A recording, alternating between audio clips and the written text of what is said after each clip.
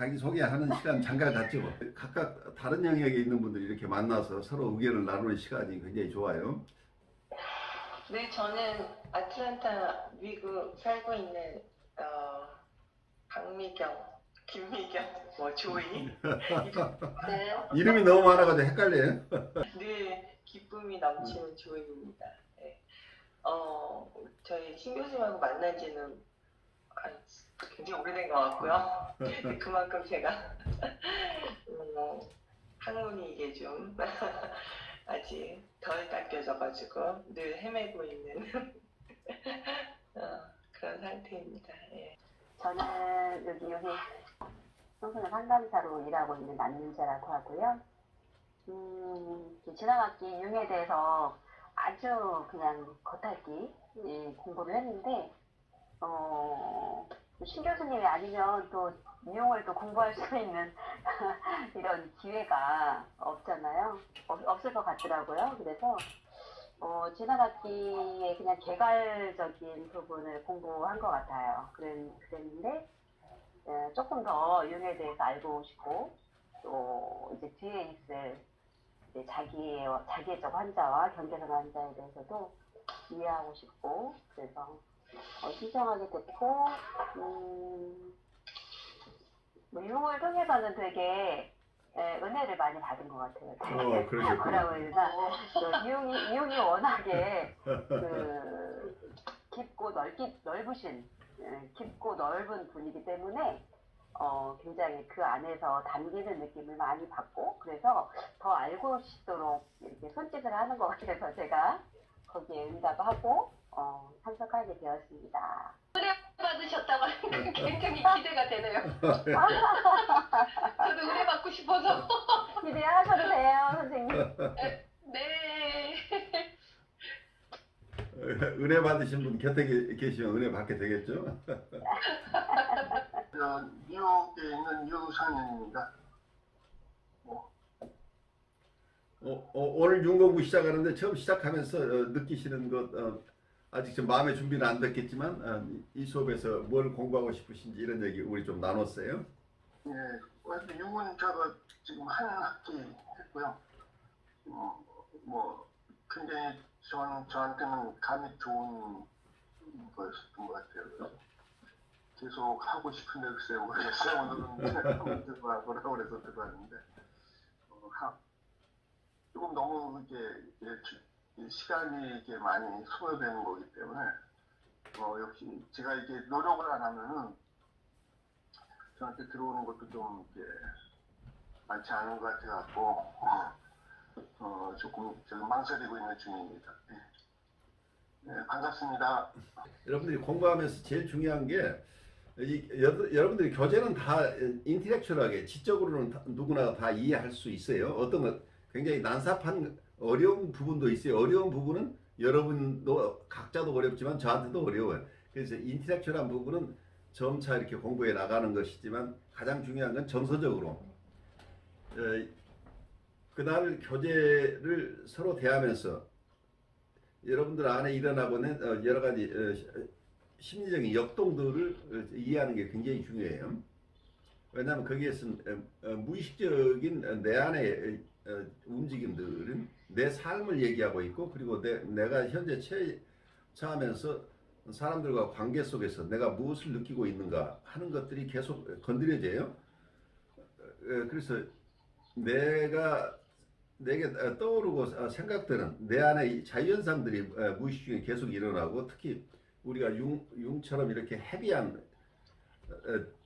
많은 띵킹을 불러일으키는 이런 저자들의 글을 읽게 되면 그분의 무의식과 내 무의식이 끊임없이 교감을 하게 돼요. 그래서 어떨 때는 우리가 따뜻하게 안기기도 하지만 어떨 때는 굉장히 내가 받아들이지 않는 느낌, 생소한 느낌, 거절당하는 느낌을 받을 수도 있어요. 그래서 이 정서들은 그것이 어떤 정서거나 우리에게 소중한 정서라는 걸 우리가 이해하면서 그 정서를 나누는 것이 어쩌면 더 중요할 수 있어요. 그래서 지적인 것과 정서적인 것을 함께 나누는 시간 이렇게 그렇게 여러분들이 잘 활용하면 큰 도움이 되지 않을까 싶어요. 여러분 지적인 부분은 각자 탐구할 수 있지만 정서적인 교류는 이 공간에서밖에 안 돼요. 물론 혼자 책을 읽어가는 과정 자체도 우리가 보통 크리에이티브 리딩이라고 창의적인 독서는 내 무의식과 저자의 무의식이 만나는 과정이에요. 거기서 대화가 일어나지만 우리가 이렇게 그룹 세팅 속에서 함께 공부한다고 하는 것은 내 도반들과 나의 정서나 내 생각을 나누는 시간이기 때문에 저는 제가 가르치는 곳이 ICC, ICP 그리고 뉴욕에 있는 블렌튼필 이런 여러 곳에서 여러분들하고 만나는데 항상 제 클래스는 따로 그룹 분석을 시간을 따로 가지기도 하지만 모든 수업 시간을 그룹 분석의 성격으로 같이 해요. 그래서 여러분들이 이 시간들이 단순하게 텍스트 공부만 한다고 생각하시지 말고 함께 그룹 프로세싱이나 그룹 분석이 같이 일어난다고 생각하시면서 서로가 보살핌을 받고 서로를 보살피는 이런 체험들을 함께 하면 좋겠다는 생각을 합니다. 차례 제목들을 보면은 이제 정신의 본질에 관한 이론적 고찰, 집단적 무의식의 원형에 관하여, 집단적 무의식의 개념, 아니마 개념을 중심으로 본 원형에 대하여, 모성 원형의 심리학적 측면, 어린이 원형의 심리학에 대하여, 민감에 나타난 정신현상에 관하여, 예, 이렇게 내용이 적혀 있네요. 그러면은 13쪽에 정신의 본질에 관한 이론적 고찰에서 무의식의 문제에 관한 역사, 고대에서 현대에 이르기까지 정신적 변화를 심리학보다 더 분명하게 보여주는 학문 영역은 아마 없을 것이다. 17세기까지 심리학의 역사에서는 주로 심혼에 관한 학설이 기록되었을 뿐 연구의 대상으로 심혼을 거론하지는 않았다. 철학자들은 심혼이 직접적으로 여건으로서 추가 경험이나 객관적 경험 같은 것이 필요하지 않다고 확신했다. 그만큼 이미 알고 있는 것으로 여겼다. 현대적인 관점에서는 이러한 입장이 매우 이상한 것이다. 왜냐하면 오늘날 학문성을 요하는 견해를 설명하기 위해서는 아무리 주관적으로 확신하더라도 객관적인 경험을 필요로 하기 때문이다. 그런데도 지금도 여전히 심리학 분야에서 순수하게 경험적이거나 현상학적인 관점을 지속적으로 관철시키는 일은 힘들다. 그 이유는 심혼이 직접적인 여건으로서 가장 잘 알려진 것이라는 원래의 단순한 견해가 우리의 생각 깊이 뿌리내리고 있기 때문이다. 비단 비전문가뿐만 아니라 심리학자 역시 경우에 따라서는 부당한 판단을 내리기도 하는데 주체와 연관된 경우뿐만 아니라 그보다 더 중요하다고 볼 수 있는 객체와 관련해서도 그렇다. 그들은 다른 사람들이 어떠한 상황에 처해 있으며 무엇이 그에게 도움이 될 것인가에 관해서 알거나 또는 더 잘 알고 있다고 믿는다. 이것은 다른 사람을 무조건 무시해서라기보다는 오히려 암묵적으로 자신과 동일하다는 전제와 관련이 있다. 이와 같은 전제 때문에 주관적인 견해가 보편타당하다고 무의식적으로 믿으려 하는 경향이 있다. 내가 이와 같은 경우를 언급하는 이유는 3세기에 걸쳐 경험주의가 성장해 왔음에도 불구하고 근본적인 태도가 결코 변하지 않았다는 사실을 보여주기 위해서다. 그러한 태도가 존재한다는 사실은 과거의 철학적인 견해로부터 현대의 경험적 견해로의 이행이 얼마나 어렵게 이루어지고 있는가를 보여줄 뿐이다. 인간이 오성 또는 이성을 수단으로 하여 어느 정도 스스로의 정신적 한계를 벗어나 초정신적 합리적 상태에 이룰 수 있다는 단순한 가정에 존재하는 한에서는 그의 학문적 주장이 곧 정신현상 이외에 다른 것이 아니라는 사실은 과거의 관점에서는 물론 생각할 수 없는 일이었다. 문장 한 문장이 왜 이렇게 길어요, 교수님? 굉장히 어렵죠. 그리고 그래서 오성이라는 게 뭘까요? 이성이라는 얘기를 이렇게 하고 있는 것으로 보이죠. 그렇구나. 네, 이 문제는 분명해 보이지만 상당히 포괄적이고 선정적인 결과를 갖는다. 따라서 과거뿐만 아니라 현재도 가급적 이 문제를 간과하고 있는 것은 충분히 이해할 만하다. 우리는 오늘날 미체와 더불어 철학을 심지어 신학조차 심리학의 신여로 바라보지 않는다. 왜냐하면 심리학조차도 바로 자신이 말한 것을 적어도 부분적으로나마 주관적으로 제약된 고백으로 간주하려 하지 않기 때문이다. 주체들의 유사성에 관해 말할 수 있는 경우는 주체들이 매우 무의식적일 때, 다시 말해 그들의 실제적 차이점을 의식하지 못할 때 가능하다. 어떤 사람이 무의식적일수록 그 사람은 정신적인 현상의 일반적인 규범을 따른다. 그러나 그가 자신의 개성을 의식하면 할수록 다른 주체들과의 차이점이 전면에 드러나고, 또한 그는 보편적인 기대에 그만큼 덜 부합하게 될 것이다. 또한 그의 반응도 예견하기 힘들어질 것이다. 후자는 개인의 의식이 점점 더 분화되고 확장되는 것과 관계가 있다.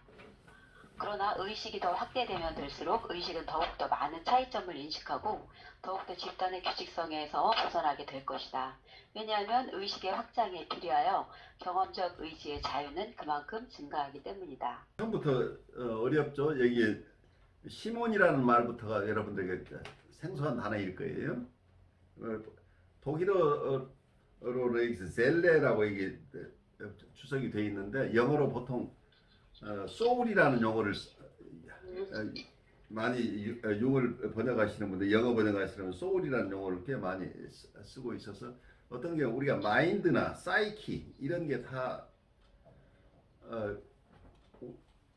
같은 용어로 쓰이기도 하고, 어떤 분들은 아주 특수하게 쓰기도 하죠.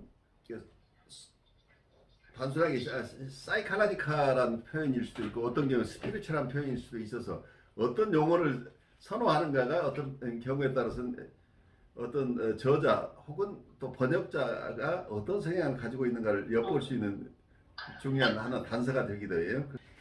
이 이부영 선생님이 전체 책임을 맡고 있는 이 책에서는 시몬이라는 말을 굉장히 좋아하시는 것 같아요. 그 의미 자체가 우리 한국인의 정서에 더 맞지 않나 싶은데, 어때요? 우리 마음을 여러분들은 내가 내 마음을 다 안다고 느끼시나요? 내가 내 마음을 잘 모른다고 생각하시나요? 보통 우리가 자기가 내 마음은 내가 알고 있다고 전제하고 생각하는 사람들이 대부분일 가능성이 높은데, 여러분 어떤? 저는 그 무의식 공부를 제대로 하지 않았을 때 네. 제가 공부했던 이제 그 이론적 배경이 실제 임상에서 무의식을 인정하지 않는 이론이었기 때문에 그 공부를 했을 때 저는 제가 좀 잘 안다고 생각을 했는데, 무의식을 공부하고 엄청난 힘이, 그 힘에 의해서 때로는 휘둘리기도 했고, 아직 저를 잘 지금 이제 알아가고 있는 중인 것 같아요. 알아가고 있는 중이라 그렇게 완벽하게 제가 잘 알고 있지 못하다. 그러니까 우리가 겉에 이렇게 사람을 보고 저 사람 어떨 거야 라고 했는데 그거 알 수 없습니다. 그 사람의 무의식에 뭐가 있을지 몰라서. 네, 그런 부분을 좀 이제 요즘에 조금 더 많이 깊게 느끼고 있어요. 그래요. 선생님 얘기 들으니까 아주 반가워요. 현실 치료 쪽에서는 무의식을 인정하지 않는 쪽이겠죠. 네. 우리는 우리를 다 잘 알고 있고, 의식이 마음의 전부인 것처럼 전제를 하고 여러 치료 기법을 사용하고 있기 때문에, 여기서 무의식의 얘기를 하기 시작하면 굉장히 비과학적인 것으로 받아들이는 분들이 많겠죠. 네. 그래서 심리치료 쪽의 큰 흐름이 하나는 사이코 다이내믹한, 심리 역동적이고 정신 분석적인 사이코 다이내믹, 사이코 애널리틱한 어프로치를 하는 분들이 어쩌면 더 소수일 가능성이 높아요. 오히려 컨셔스니스, 의식의 세계, 우리가 컨셔스니스라고 하는 의식이 우리의 마음이다라는 전제를 가지고 그 전제에서 인지나 인지적으로 또는 행동적으로 접근하고 현실적으로 접근하고 이런 트레이닝이 굉장히, 특히 대학 쪽에서는 무의식을 인정하지 않는 쪽의 흐름들이 융 시대에도 있었고 지금도 마찬가지예요. 그래서 항상 이게 잘 받아들여지지 않는다는 얘기죠. 그래서 사실은 우리 마음이 내가 지금 이해하고 있는 것보다 더 다른 것이 있을 수 있다. 내가 내 마음의 일부밖에 모른다고 하는 인식을 갖게 된 게 그렇게 일반적으로 이런 인식을 갖게 된 게 히스토리가 길지 않다는 얘기예요.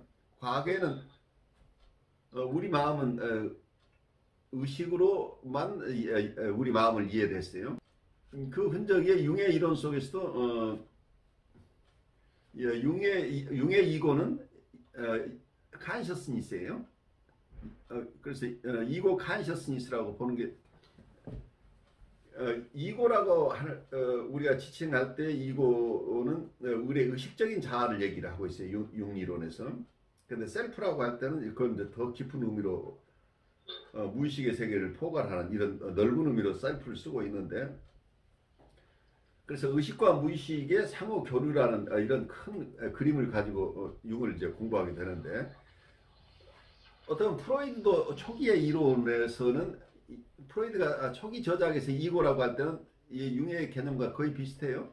무의식의 세계가 아닌 의식의 세계만을 이고로 생각했어요. 그래서 프로이드도 처음에는 우리 마음을 아주 단순하게 의식과 무의식과 전의식이라는 개념으로 지형학적 이론으로 우리 마음을 이해를 했었죠. 그래서 그 당시에 이고는 consciousness라고 하는, 그런데 1920년대에 가서 이분이 이고, 이드, 슈퍼 이고라는 마음의 3중 구조 이론, 우리가 보통 얘기하는 스트럭처럴 티어리, 구조 이론을 발달시키면서 우리의 마음의 기구 중에 하나인 이고 속에도 무의식이 있다. 그리고 슈퍼 이고, 우리의 초자라고 하는 우리의 도덕관념을 표상하고 있는 어떤 우리의 초자도 의식뿐만 아니라 무의식의 세계를 담고 있다라는 데까지 가게 되죠, 이론이. 그러니까 이드 자체는 우리의 이드 세계는 무의식의 세계라는 건 이전부터 알고 있었지만 이고나 슈퍼 이고 속에서도 무의식이 있다고 하는 거. 이제 이렇게 이론이 발달하면서 우리의 마음 전체 속에 무의식이 차지하고 있는 거, 우리의 그러니까 마음을 3중 구조로 이렇게 나눠서 이드, 이고, 슈퍼 이고로 나눴지만 근원적으로 우리는 무의식의 파운데이션에서 벗어난 우리의 마음의 조직은 없다는 이런 결론이 되죠. 그래서 무의식의 세계가 우리 밑바닥에 엄청나게 널리 깔려 있다. 어떠면 우리의 마음의 파운데이션 속에서는 우리가 의식하지 못하는 세계가 있다. 이런 통찰들이 어떤 프로이드나 융 모두가 공유하고 있는 것이죠. 그래서 우리가 프랙티컬리 볼 때도 우리가 처음에는 우리 마음은 내가 지금 생각하는 게 내 마음이야. 누구나가. 근데 이건 중세까지, 그리고 근세까지, 그리고 지금도 많은 일반인들은 그렇게 생각합니다. 내 마음에 있는 거가 나야. 나는 내가 생각하는 게 나라는 얘기죠. 굉장히 합리적인 레셔널한 생각들이죠. 그래서 내 생각이 미치는 것이 결국 나다라는 개념인데, 이게 깊이 우리 마음을 보면서 내가 의식하지 못하는 것 속에 더 큰 나가 있다 하는 통찰을 하게 되는 거죠. 여기서 니체 얘기도 나오는데, 니체는 초인이라는 얘기를 쓰고 있죠. 슈퍼맨. 우리 TV에 나오는 아이들이 좋아하는 슈퍼맨이 사실은 니체의 슈퍼맨과 같은 용어라고 보여요. 초인이라고 하는 건 니체는 신이 죽었다는 아주 대담한 얘기를 했었죠. 근데 이게 신학적인 도전이라고 이런 쪽에서만 볼 부분이 아니라 심리학적으로 좀 보신다면, 지금까지 고정관념으로 모든 사람과 같은 다른 사람과 동일시되는 나라는 개념, 그러니까 모든 사람과 같은 마음이라고 하는 이런 것에서 벗어나서, 그러니까 나는 신이라고 하는 개념이 있다고 한다면 신이 말해주는 대로 이해하고, 어떠면 성서가 기술하는 대로 따라서 사는 삶, 그래 모든 것이 자기의 결정이 아니고 모든 것은 밖에서 주어지는 것으로, 이미 마음이라는 것도 내 마음대로 하는 것이 아니고 일반적으로 주어진 것을 따라가는 삶이 맞다고 봤는데 이제 그런 것에서 벗어나서 자의식을 중요시하게 되는 거죠. 내가 이 세상에서 우리에게 자연적으로 어떤 것으로 운명 저지가 얻었다기보다는 우리는 우리 운명을 스스로 책임져야 된다 하는 쪽의 개념이라고 볼 수 있겠죠. 내가 내 삶 자체는 내가 책임지고 살아야 된다. 그래서 다른 사람들의 견해하고 다른 나라는 개념이 극대화된 게 슈퍼맨이라고 볼 수 있겠죠. 그런데 이전까지는 이걸 내가 할 역할을 하느님한테 다 맡겼는데 종교 쪽에서 보기보다 심리학적으로 본다면 그 역할을 하느님에게 맡기지 말고 내가 다 찾아서 해야 된다 하는 개념이라고 좀 심플하게 보면 어떨까 싶긴 해요. 그래서 독립된 인격의 추구죠. 근데 이 니체 이론이 너무 초인 이론이 잘못 인식되면서 나치 쪽에서 니체를 마치 나치즘을 가능하게 했던 어떤 철학 이론으로 이렇게 받아들여서 니체가 많이 오해를 받고 있지만, 그리고 종교 쪽에서도 굉장히 거부감을 갖도록 하는 이런 표현들이 있었지만, 조금 심리학적으로 본다면 이분이 하는 얘기는 굉장히 잘 경청해야 될 부분이죠. 단순하게 여기서 우리 번역이 어떻게 되어 있는지 조금 니체와 더불어 철학을 심지어 신학조차 심리학을 신여로 바라보지 않는다. 여기서는 이 표현, 이 해석 자체가 조금 여러분들 오류를 가져올 것 같아요. 니체는 우리 독립된 인격을 지금 추구하고 있는데, 우리가 니체만큼 이렇게 철저하게 우리를 이해하지 못하고 있다는 쪽에 원래 표현일 것으로 보여요, 원문은. 근데 이 번역을 하다 보니까 우리는 오늘날 니체와 더불어 철학을 심지어 신학조차 심리학의 신여로 바라보지 않는다. 그러니까 니체에 어그리한다는 얘기인지 니체에 반대한다는 얘기인지 어느 쪽으로 읽혀요. 저도 한국말이 잘 서툴러서 이럴 경우에는 그냥 이해가 안 돼요, 말이 이해가 안 되죠. 네, 그래서 네. 이렇게 말이 이해가 안 되는 부분이 가끔 나올 거예요. 그래서 원래 이 글들은 독일어를 한국어로 직접 옮기셔서 굉장히 큰 애를 쓰셨어요. 그런데 또 그러다 보니까 어떤 부분에서는 좀 우리가 이해 안 되는 부분을 위해서 융전집에 영어로 번역된 융전집이 있어요. 그 속에 나온 것을 영어를 제가 조금 보면 이렇게 돼 있어요.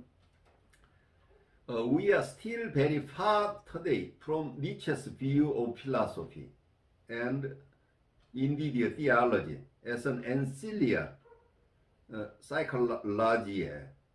For not even the psychologist is prepared to regard these statements, and least in part, as a subjectively conditioned confession. 여기서 우리 번역해 놓은 거 보면, 우리는 오늘날 니체와 더불어 철학을 심지어 신학조차 심리학의 신여로 바라보지 않는다.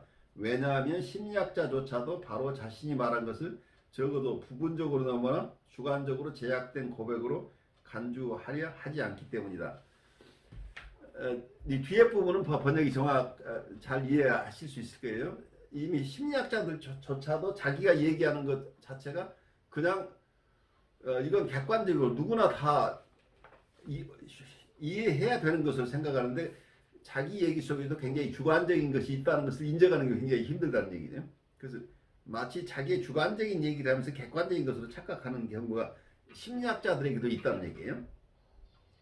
그래서 니체는 어떤 면에서는 남과 다른 독특한 자기 견해라는 것을 강조한 분이어서, 영어 원문 표현대로 하면 니체가 가졌던 신학이나 철학에 대한 견해, 이건 철저하게 심리학과 철학이 구별되죠. 그러니까 과거에는 신학과 철학, 심리학이 구별이 안 되고 다 하나였다고 보죠. 신학에서 철학도 있고 그 속에 심리학도 있고, 그래서 모든 사람에게 공통되는 이런 학문이라고 봤던 거죠. 신학에서 얘기하는 것은 모든 개인들이 철학으로도 그걸 따라가야 되고 심리적으로도 거의 따라가는 것으로 생각을 해야 되는데, 니체가 이걸 뒤집어 버린 거죠. 우리의 심리적인 구조가 철학이나 신학과 별개의 것이다라고 봤다고 보이죠. 철저하게 우리의 심리적인 것을 굉장히 신학으로부터 독립되게 이해했던 이 니체로부터, 니체가 가졌던 생각부터 우리가 다 지금 소화한 게 아니고 그로부터 굉장히 멀리 떨어져 있다고 표현하고 있어요. 우리가 니체가 얘기하는 그런 독립된 어떤 우리의 마음에 대한 언더스탠딩에 이르지 못하고 있다는 얘기예요. 이렇게 얘기하면 좀 이해 가시나요?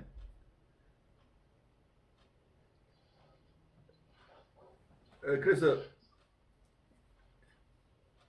니체스 비유 자체는 우리가 앞으로 공부해야 될 거예요. 니체는 사실은 심리학, 우리는 처음 프로이드를 배울 때는 프로이드가 전부인 줄 알죠? 그 융을 배우면 융이 전부고, 아들러 보면 아들러가 전부인 것 같은데, 이 세 사람에게 굉장히 큰 영향을 미친 사람이 니체라고 그래요. 니체 자신이 가지고 있던 심리학이 있어요.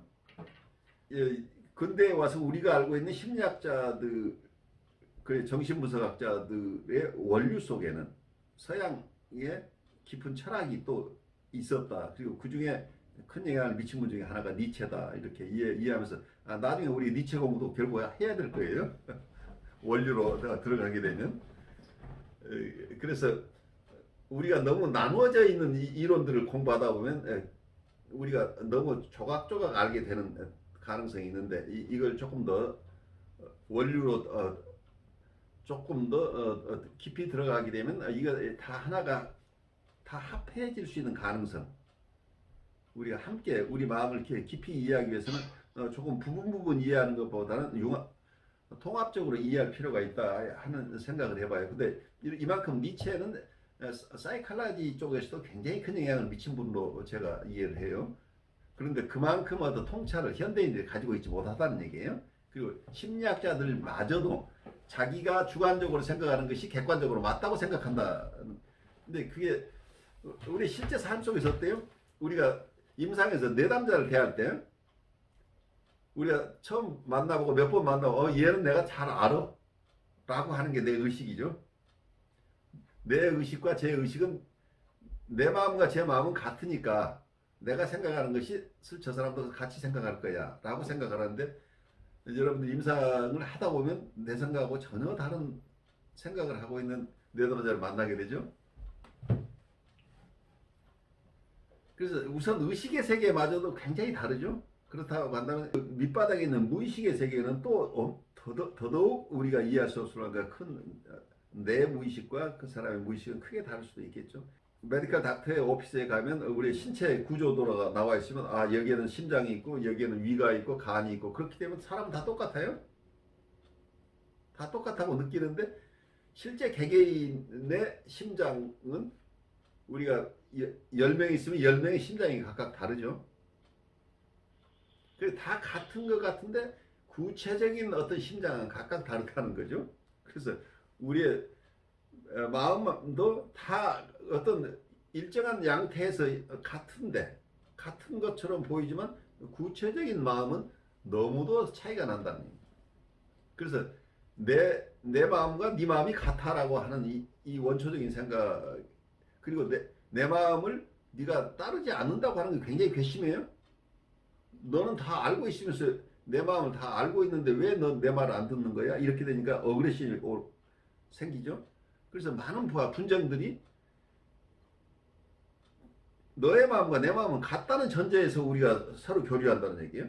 그래서 거기서 상처들이 나고 싸움도 나고 한데, 단순한 의식만 봐도 이렇게 내 의식과 상대방의 의식이 같지 않은데 거기에 더더욱이 무의식까지 합쳐지게 되면 우리가 사람을 이해한다는 것이 얼마나 어려운가. 우선 내가 나를 이해하지 못하는 부분이 굉장히 많죠. 내가 의식으로 잡혀오는 부분이, 그게 몇 프로일지 알 수 없지만 내 의식을 잊게 하는 것. 나는 그게 우연히 떠오르는 생각이라고 하지만 이것저것 이런저런 생각이 그냥 떠오르는 것이지만 이 생각이 떠오르게 하는 밑바닥에는 무의식은 끊임없이 우리 안에서 움직이고 역동이 일어나고 있다고 볼 수 있겠죠. 이런 우리의 마음 자체를 내가 잘 알지 못하는데, 더더욱이 내가 처음 만나는 내담자를 몇 번 보고 이 사람 마음을 내가 다 아는 것처럼 느낀다고 한다면 내가 이게 환상 속에 빠져 있다는 얘기죠. 그래서 우리가 겸손하게 사람을 대할 수 있으려면 우리의 각자가 가진 의식도 다르고 더더욱이 무의식의 세계가 각자 그 사람도 이해하지 못하는 무의식의 세계가 있다고 이렇게 조금 폭넓게 봐야만 뭐라고 할까요? 우리가 겸손을 잃지 않고 사람들을 대할 수 있게 되지 않을까 하는 생각을 해요. 많은 경우에 내가 이해하고 있고 내가 가지고 있는 어떤 개념이 옳다고 믿어버리고 내담자들이나 아니면 우리 일상에서 만나는 이웃들에게 내 생각을 계속 강요하는 사람들이 얼마든지 있죠. 여러분들 많이 만나게 되죠. 그분들이 본인 생각에는 그게 다 맞아요. 하지만 그 주위에 있는 분들은 이분과 생활하는 게 굉장히 힘들다 하는 상황을 만나게 되겠죠. 오늘 첫날이니까 우선 마음을 좀 풀어야 되니까 지금 제 얘기를 들으면서 여러분 어떤 생각이 드는지 조금 나누죠. 그 교수님이 말씀하신 부분이 그 뒤에 나오는 것 같아요. 예, 그래요. 그러니까 이제 주체들이 매우 무의식적이라고 생각할 때, 그들의 시대 차이점을 의식하지, 그러니까 의식하지 못할 때 가능하다. 그러니까 무의식적이라고 하는 것은 무의식을 알아차리지 못하는 거잖아요. 그렇죠. 우리가 알 수 없는 거죠. 알아차리지 못할 때 이제 그 실제적인 주체들의 차이점을 이제 깨우치지 못한다라는 거 아니에요? 그러니까 아까 교수님 말씀하신 대로 예를 들면 이제 뭐 영적 지도자의 말을 그렇게 하면 아니면 성경 말씀을 그렇게 하면 그대로 여과 없이 내사하고 받아들인다는 얘기잖아요. 그렇죠. 그래서 이제 어떤 무의식이 돼서 분화되면 될수록 개성화 과정이 이루어지는 거고, 그 개성화 과정이라는 것은 이제 그 의식이 더 확장되고, 그러면서 이제 주체들의 차이점을 더 인식하고 집단의 어떤 규칙성에서 벗어날 수 있다. 그렇죠. 집단에서 벗어나게 되는 거죠. 네. 그러면서 의식의 확장에 비해서 경험적 의지와 자유는 그만큼 증가하기 때문이다. 그러니까 그만큼 독립적이 되는 거고 주체적이 되는 거고 그만큼 이제 자기가 자유롭게 살 수 있는 거잖아요.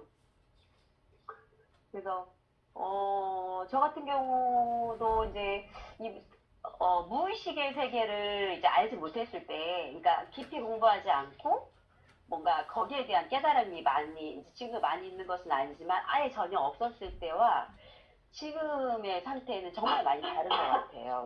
우리의 생활 속에 조금 이거를 학술적으로 배운다는 것보다 저는 나 자신을 조금 많이 알아가는 과정인 것 같은 생각을 좀 하고 있습니다. 예. 고맙습니다.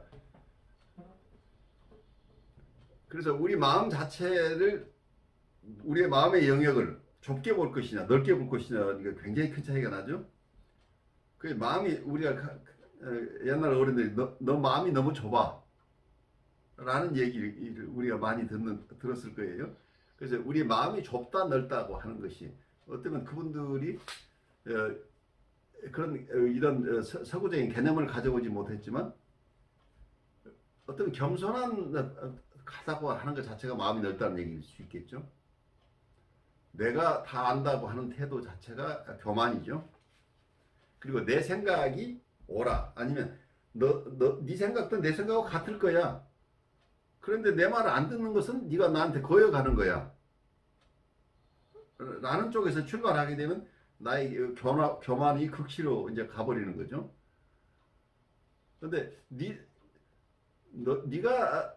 내가 얘기하는 것을 따라오지 않는 것은 네 마음은 내 마음과 다르기 때문에 따라올 수 없을지도 몰라. 그럼 너는 어떤 마음을 가지고 있는데? 라고 물어볼 수 있는 힘이 생기잖아요. 그러니까 이게 인디비듀에이션이라고 하는 게 얼마나 중요하냐면 개성화를 자기 스스로 개성화 해본 사람은 다른 사람도 개성화 될 수 있다는 걸 이해하잖아요.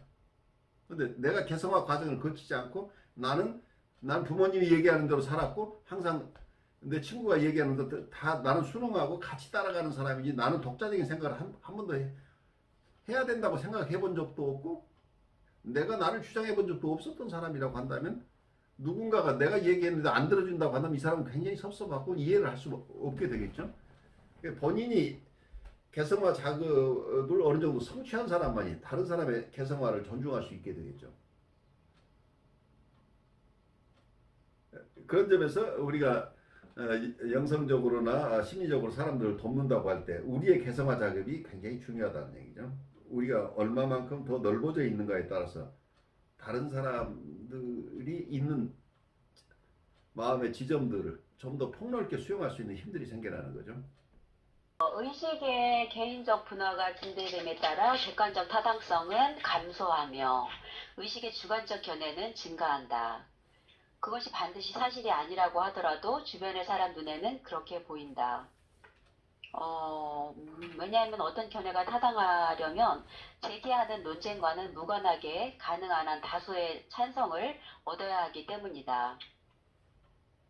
진실하고 유효한 것은 다수가 믿는 것이다. 그 이유는 그것이 모든 사람들이 동등하다는 것을 증명해 주기 때문이다. 그러나 분화된 의식의 경우에는 자신의 존재가 다른 사람들에게도 맞는 것이라든지 그 반대의 경우도 옳다는 것이 더 이상 당연하지 않다.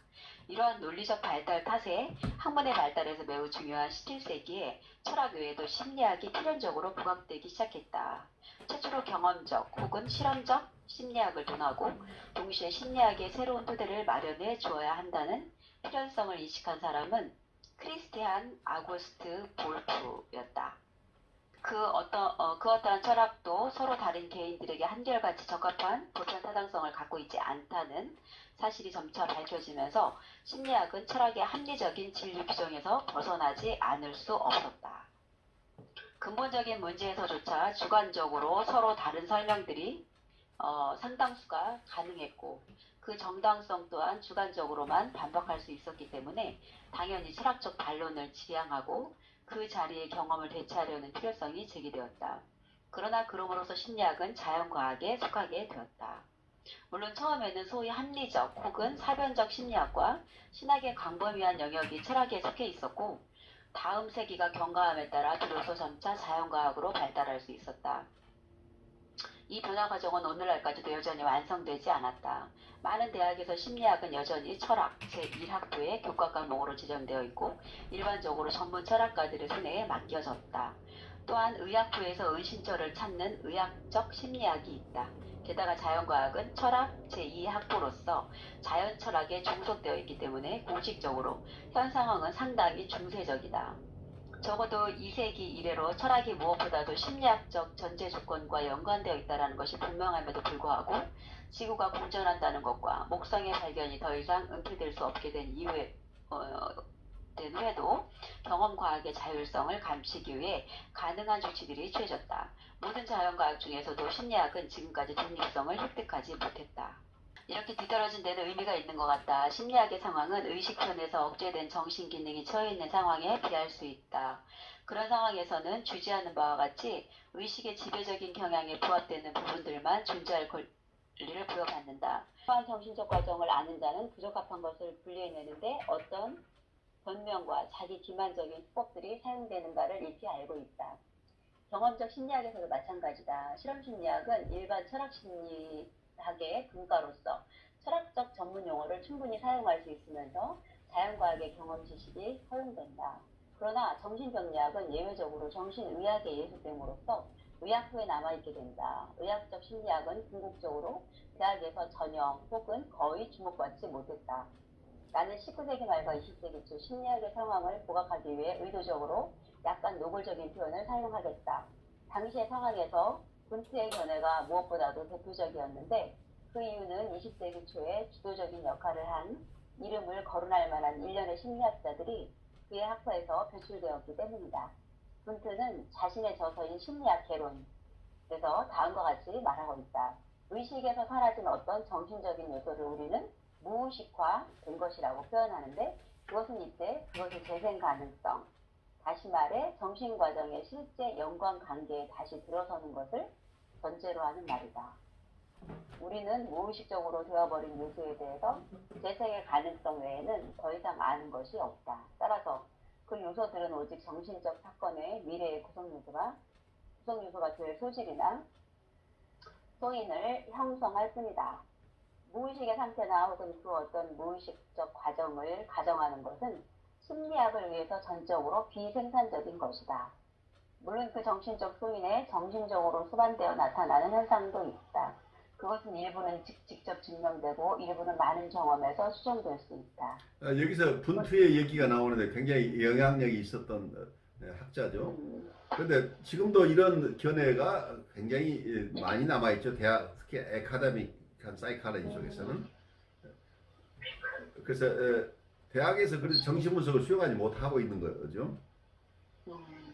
많은 경우에 자연과학적으로, 그러니까 같은 자연과학이라고 하지만 꼭 물리학이나 화학에서 관찰하고 시험할 수 있는 것과 같은 방식으로 검증되지 않는 이 마음의 이론은 이게 비과학적이라고 봐버리는 이런 것 때문에 과학적으로 검증되는, 그러니까 의식에 잡혀 나오는 것, 그래서 그 의식을 통해서 감지하고 누구나가 공감할 수 있고 그리고 검증할 수 있는 것만을 우리의 마음으로 이해하는 이런 견해, 그래야만 과학적이라고 믿는 이런 입장을 가진 분들이 아직도 굉장히 많다고 하는 거죠.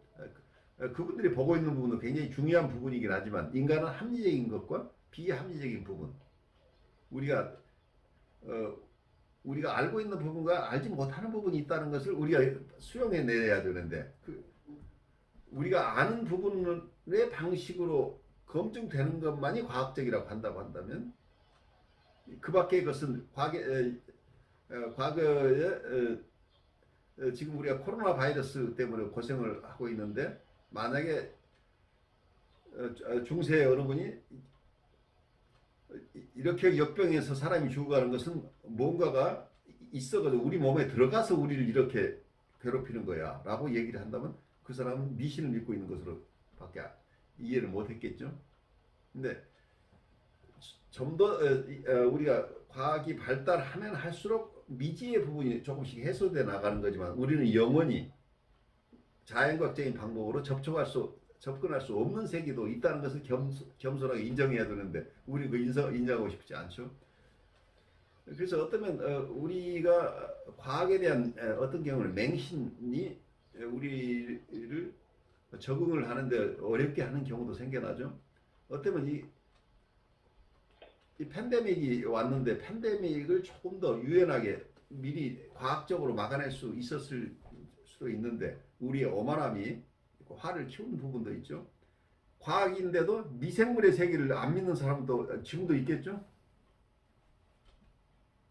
내가 직접 보지 않는 것, 내가 직접 만져보지 않은 것은 못 믿겠다. 근데 우리가 지각할 수 있는 것은 한계가 있다는 것을 우리가 또 이해를 해야 되는데 그걸 이해하지 않고 내가 보고 냄새 맡고 만져볼 수 있는 것 이외에는 믿을 수 없는 거야 라는 태도를 우리가 계속 견지하고 있다면 우리가 그런 방식으로 포착할 수 없는 세계에 대해서는 우리가 전혀 진입할 수 없게 되는 이런 어려운 상황으로 갈 수 있겠죠. 그래서 어떠면은 지금 심리학, 특히 정신분석이나 정신역동적인 쪽에서 100여 년 이상의 축적된 많은 지식이나 지혜들이 있는데 지금 대학에서는 이런 지혜나 지식을 잘 활용하지 않고 과학적이라고 생각하는 어떤 방법들에만 의존하고 그것을 많이 가르치기 때문에 실제 임상에서 사람의 마음을 이해하고 그분들을 도와야 되는 상담 현장에 임하는 많은 분들이 굉장히 큰 어려움을 겪는 것으로 보여요. 왜냐하면 대학에서 많은 것을 가르쳐 주었지만 실질적으로 구체적인 인간을 이해하는 걸 가르쳐 주지 않는다는 얘기예요. 그러니까 사람의 우리가 식물은 이렇게 수백 종류가 있다고 하면 소나무에 대해서 우리가 공부를 하면 소나무는 이러이러한 거다. 소나무에 대해서 굉장히 다양한 지식, 자연과학적인 지식이 있는데 문제는 그것은 소나무의 보통의 소나무에 대한 얘기예요. 근데 우리가 등산을 가서 만나는 소나무는 그 소나무마다 각각 모양이 다르죠. 이게 구체적인 대상이 아니라 이 추상적인 대상이란, 보통 과학적이라고 하는 것들은 평균적인 것이라는 거예요. 근데 우리가 사람을 이해할 때 평균적인 사람은 어떤 거야라는 그 기준을 가지고 우리가 사람을 도울 수는 없다는 거예요. 사람은 우리가 전반적인 지식을 갖는 것은 굉장히 큰 도움이 되지만, 구체적으로 사람을 만날 때는 이 사람은 내가 처음 만나는 사람이라는 걸 이해해야 된다는 거죠. 평균적으로 이해되고 있는 사람에 대한, 사람의 마음에 대한 공부는 도움이 되지만 이 사람의 구체적인 마음은 알 수 없다는 거예요. 그래서 신비라는 얘기예요. 우리가 만나는 대상은 하나하나가 신비라고 하는 것을 우리가 이해를 해야 이 신비와 내가 대화할 수 있고, 그리고 필요하다면 도움을 줄 수 있는 관계가 형성될 수 있다는 거예요. 내가 이 대상을 안다고 하는 것 자체가 우리의 마음으로 이 사람을 이해하는 거죠. 그래서 보통 우리가 투사라고 프로젝션을 통해서 이해를 하는데, 현실은 불가피하게 우리가 투사를 처음 사용하지만 구체적으로 관찰하면 내가 투사한 것이 틀린 것이 드러나면 그것을 받아들일 마음이 있어야 돼요. 내 투사가 내가 지금 생각하는 것이 틀릴 수 있다는 전제를 가지고 이런 마음의 여유를 가지고 대상을 이해하려고 할 때 만나면 만날수록 깊이 알게 되는데, 만약에 이런 내가 알지 못하는 영역이 있다는 것을 이해하지 못한다면, 내가 이미 이 사람을 다 알고 있다는 전제로 계속하는 한 만나면 만날수록 이 사람에 대해 이해가 깊어지는 게 아니고, 우리가 특히 진단을 함부로 하지 말라고 현대정신에 가르치는 이유가, 진단을 가지고 이 사람을 딱 보기 시작하면 그 교과서에서 봤던 그 현상들만 눈에 다 띈다는 얘기예요. 이 사람 우울한 거 보면 이 사람의 우울한 측면만 다 보이기 시작하고, 이 사람을 분열적으로 보면 이 사람이 분열된 모습만 계속 눈에 띄는 거죠. 우리의 퍼셉션이라는 걸 우리가 믿을 수 없다는 거. 대상 자체가 있는 그대로 본다는 것이 가장 어려운 얘기예요. 그러니까 있는 그대로 대상을 본다는 것 자체가 나와 분리된 대상을 만나는 거죠. 그러니까 내가 나도 모르는데, 내가 상대방을, 이 대상이 사물이건 사람이건 내가 잘 모르기 때문에, 내가 잘 모르는 대상은 신비라는 얘기예요. 미스터리죠. 이 신비를 존중할 수 있어야 우리가 우격다짐으로 침해하지 않고 이 대상을 만날 수 있게 되는 거죠. 오늘 첫날 첫 강좌 우리가 몸풀기를 했는데, 몸풀기와 마음풀기가 어느 정도 되셨는지 우리 각자 오늘 느꼈던 소감을 발제자부터 조금 나누는 시간 갖죠. 조금 넓은 학문적 틀에서 이렇게 그 무의식의 세계를 인정하고 또 바라봐야 된다라는 융의 어떤 그 주장에 대해서 배울 수 있었던 것 같아요. 그러니까 이제까지 뭐 철학과 어떤 연관성이 있는지, 또 신학과 어떤 연관성이 있는지, 이런 것들은 별로 생각을 안 해봤던 것 같아요. 그냥 그 정신분석이라는 어떤 틀 안에서 그 생각을 했는데, 심리학적, 철학적, 신학적 이런 어떤 그 광범위한 어떤 그 큰 틀에서 또 무의식의 세계를 또 어떻게 바라봐야 되는가를 이렇게 조명해서 보는 그런 시간이었던 것 같습니다. 정말 제가 이렇게 정신분석을 만나서 점점 그 무의식과 직면하는 부분이 이제 공부를 하지 않는, 정신분석을 만나지 못한 사람들보다 저희들이 더 이렇게 크잖아요. 무의식과 만나는 지점들이. 그래서 나의 무의식을 이렇게 알게 되었을 때, 직면하게 되었을 때, 굉장히 거기서 제가 덜 조정받는 것 같아요.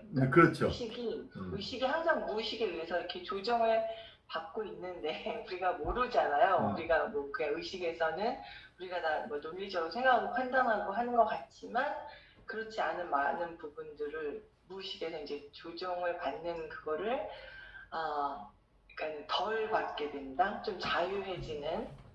그리고 제가 이렇게 정신분석 만나서 공부하면서 그 무의식과 만나는 지점이 커지면 커질수록 그 분노가 없어지더라고요. 그렇죠. 그러니까, 예, 그 의식에서 만나는 대상들과 관계에서 그전에는 굉장히 많은 억울함도 있고 분노도 있고 이렇게 막 그런 것들이 되게 많이 올라왔는데 알 수 없는 내 안의 정서들이. 근데 그걸 이제 만나고 나니까, 무의식과 만나고 나니까 그렇게 하나의 일도 없고, 뭐, 서운한 것도 아니고, 또 그게 이렇게 딱딱, 뭐라 그래야 되지, 정서적으로 이렇게 되게, 안정감이 생기는 것 같아요. 그게 너무, 너무 고맙고, 제가 정신분석을 놓을 수 없는, 점점 더 이렇게 무의식과 만나고 싶고, 그리고 또 다른 사람들이 그 본인이 갖고 있는 그 무의식을, 모르는 무의식의 영역과 만나는 걸 도와주고 싶다는 마음이 계속 이렇게 일어나고 있어요. 네. 그래, 아주 중요한 지점들이죠. 내가 이걸 경험하면서 자유스러우신 경험이 있는 분만이 다른 사람을 도울 수가 있는 거죠. 그래서 소경이 소경을 인도할 수 없다는 것을 우리가 이해를 해야죠. 우리가 눈이 뜨이는 것 과정들이 굉장히 중요해요. 그래서 테크닉을 배우는 것은 그것은 혼자도 배울 수 있는데, 문제는 내가 먼저 눈이 뜨여야 그게 쓸 수 있는 거죠. 저는 그런 것 같은, 첫 시간에 이거 들은 것만 갖고는 조금, 부족하게 언더스탠드 했겠지만, 융하고 또 니체하고 만난 그 부분에 대해서 조금, 흥미로웠어요. 첫 부분에 그 부분을 이렇게 소개했다는 게 흥미롭고, 어떤 부분에서 또 그걸 만들 수가 있는가, 두 연관을 이렇게 해석할 수 있겠는가 하는 생각을 들었어요. 얼마 전에 제가 서울에서 하는 줌 강의가 있었는데, 그 신부님이 그 니체에 관해서 한 걸 내가 못 들었어요. 예. 그래서 그 부분도 연관이 있지 않을까 하는 생각을 좀 많이 하고 있어요. 그래, 이제 우리가 점점 공부가 깊어지면서 철학적인 얘기들도 앞으로 좀 하고 영성적인 얘기도 좀 하게 될 거예요. 우선은 이렇게 조금씩, 이전까지는 너무 낯설은 대상인데 조금 친숙해지는 한두 센텐스를 만나가는 과정이죠. 저는 이번 2020년이 팬데믹으로 세계적으로 인류 사회에 정말 한 획을 그는 굉장히 힘든 시간이었지만, 저 개인적으로 참 의미 있는 시간이었거든요. 그래서 이런 무의식에 대한 부분이 제 임상 세팅이 바뀐 거죠. 제가 바뀌니까. 그렇죠. 그래서 네네. 네. 그래서 아까 계속 교수님이 이야기하신 것처럼 내가 뭔가를 알고 있다라는 거.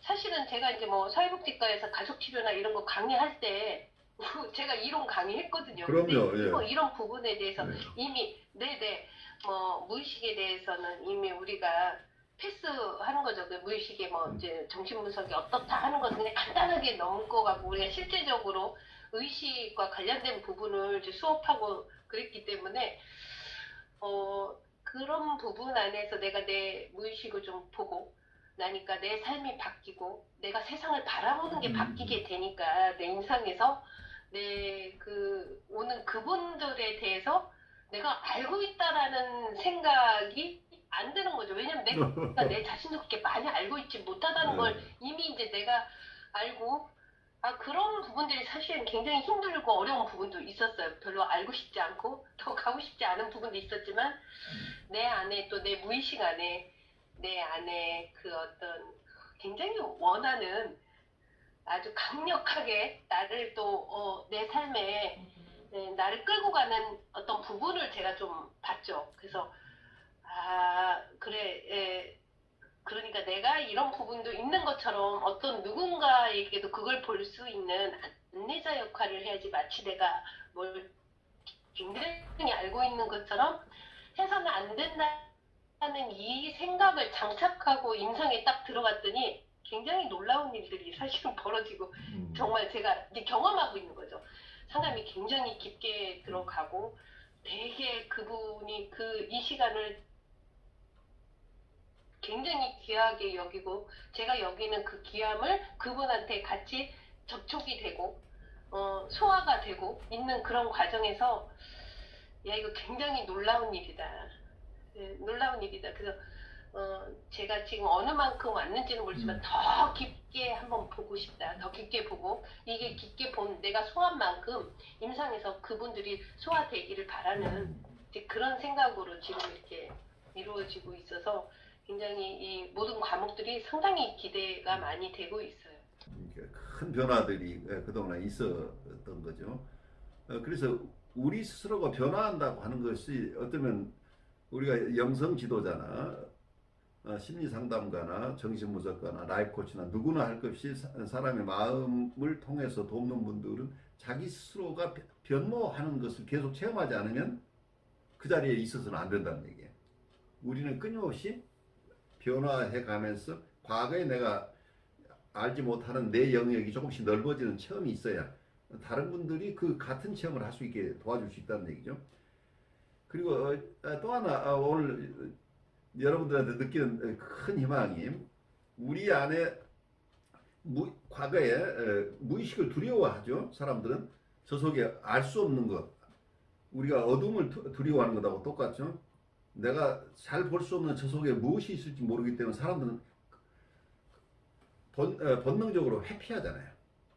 그래서 회피하고 무시하고 부인하고 아이들이 무서우면 자기 눈을 가리죠. 손바닥으로 눈을 가려 그럼 없어진 것처럼 되는데 그 대상은 없어지는 게 아니고 그대로 있을 뿐이죠. 내가 못 볼 뿐이죠.